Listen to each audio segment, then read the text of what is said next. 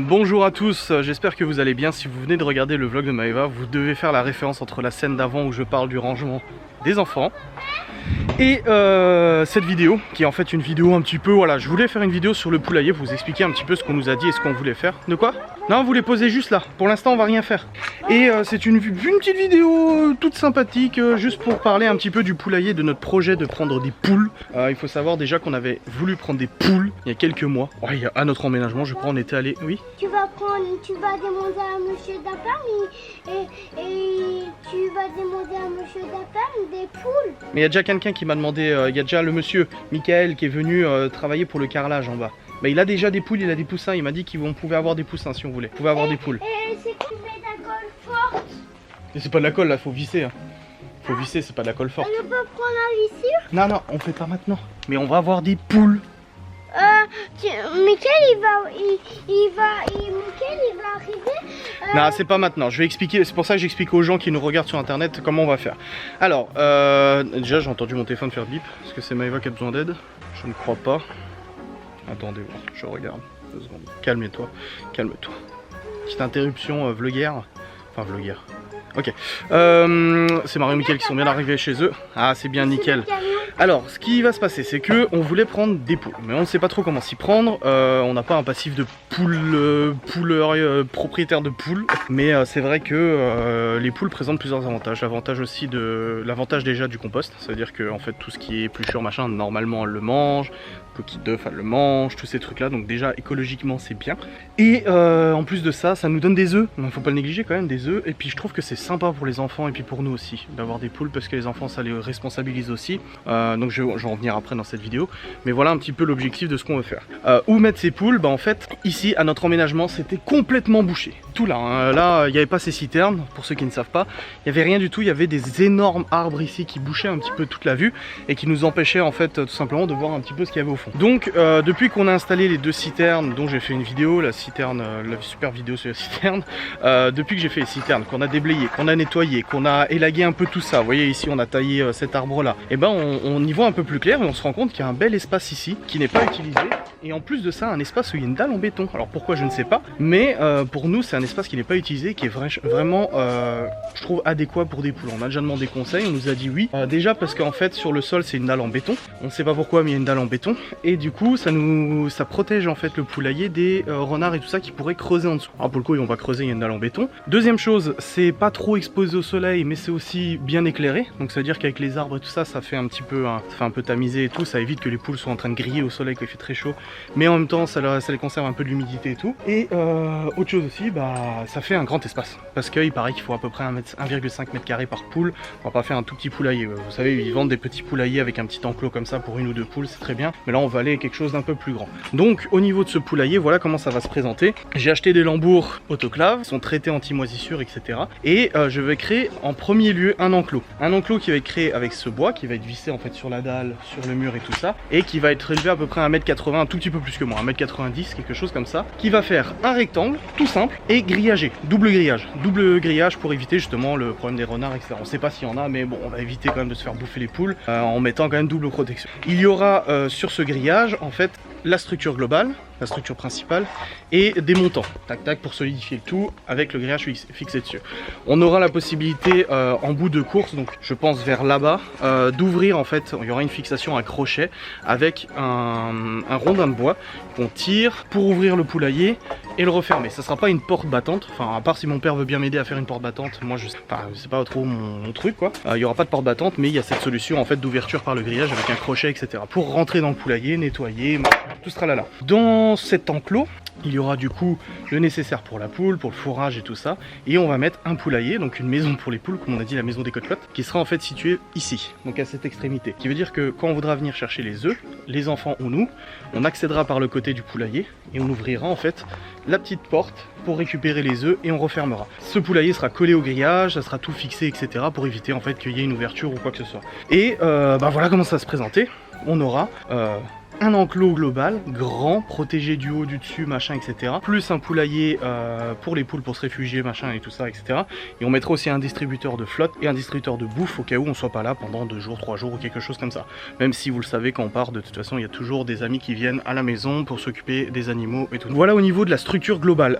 On n'a pas voulu chercher compliqué à faire des trucs en métal ou machin, etc. À la base, on voulait même regarder pour faire un enclos en palette, mais on n'a pas suffisamment de palettes. Et puis, c'était pas très compliqué. Là, au niveau des lambeaux, j'en ai eu pour 7, 8, 9, 10, 11, 12, 120 € de bois, plus les fixations, parce qu'il y a des des plaques en métal pour fixer les bois entre eux, etc. Des angles, des équerres en métal et tout ça, pour les lambours qui remontent et tout ça. Lambours, ouais, bout de bois, peu importe, je m'en fous, je suis pas spécialiste, mais voilà, en gros, il y aura tout ça. Donc, faut que je monte tout ça. Une fois que l'enclos sera monté, le grillage et tout ça, on achètera le poulailler, on le placera à l'intérieur, on mettra le fourrage, on ira voir un agriculteur, il y en a plein ici, pour récupérer du fourrage et tout ça. Des graines, parce qu'il faut aussi des graines en plus de tout ce que l'on donne aux poules.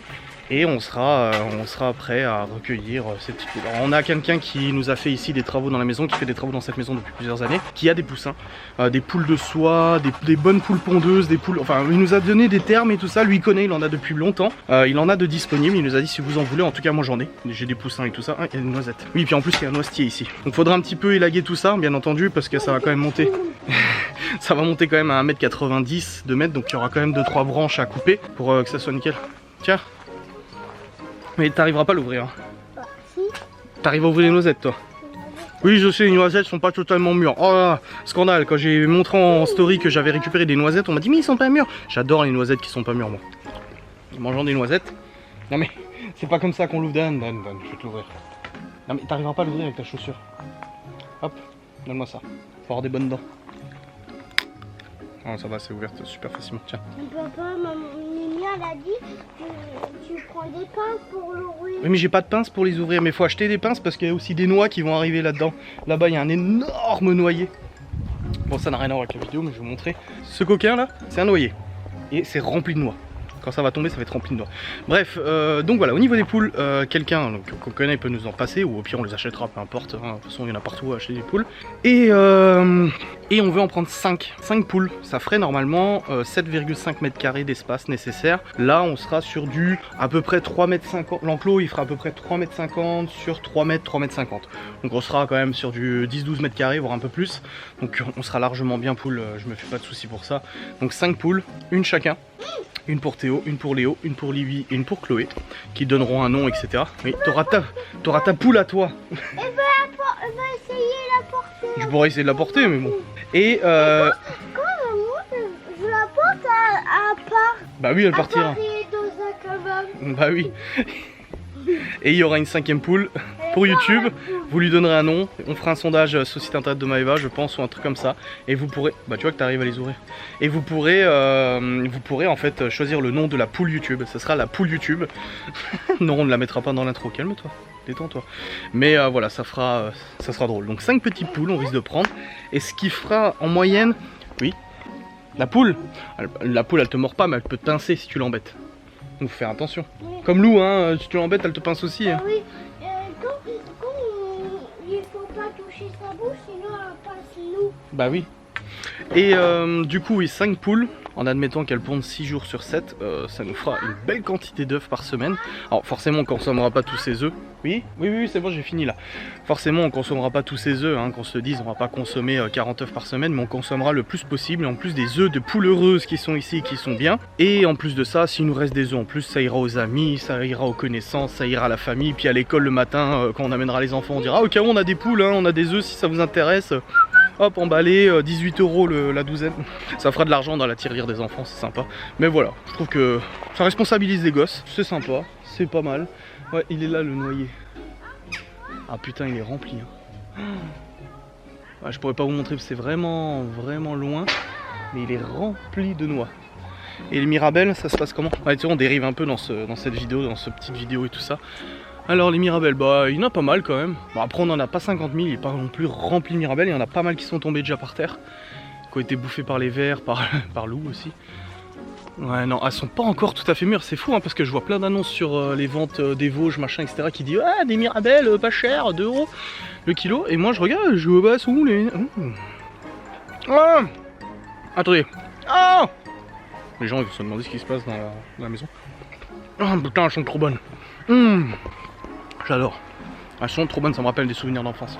On allait récolter les mirabelles chez le voisin qui est actuellement la maison de ma soeur. En fait, c'est l'ancienne maison d'un couple de retraités en fait. C'est tellement adorable, tellement gentil. Bon, malheureusement, ils sont plus de ce monde. Et ma soeur a repris la maison du coup. Et ils avaient plein de mirabelliers. Donc on récoltait plein de mirabelles. On se souviendrait avec ma grand-mère et ma mère. On était comme ça tous les étés à aller secouer les arbres, récolter les mirabelles et tout. C'était trop sympa. Et ma mère en faisait des tartes, on les mangeait comme ça. Et il y a pas mal de petites tomates là. Hein. Regardez. Oh putain, elle est tombée. Alors moi qu'on se dit, je m'en bats les couilles hein, qu'elle soit tombée. Pas crever. Hein. Mais non, elles sont trop bonnes, c'est pas possible. Elles sont beaucoup trop bonnes. C'est intolérable. C'est scandaleux. Bon alors, qu'on se dise, l'année prochaine, il va falloir que je sois un petit peu plus vigilant sur mes tomates. Parce que je les ai laissées pousser. C'est devenu une jungle de tomates. C'est du grand n'importe quoi, c'est devenu une jungle. Il y en a partout. Ça s'est étalé partout, ça s'est cassé la gueule, mais en même temps on en a beaucoup. Donc, qu'est-ce qu'on veut? Des tomates ou pas hein? Ouais, c'est cool. C'est cool, c'est cool. Oh, les belles tomates. Oh là. Non, tu vois, je prends tellement de plaisir. Regarde Théo. Qu'est-ce qu'il y a?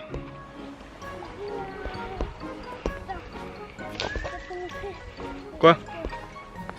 Non, il n'y a pas de tomates. Je viens d'aller voir. Non, je viens d'aller voir, il n'y en a plus. Ah si, merde, en plus il y en a une.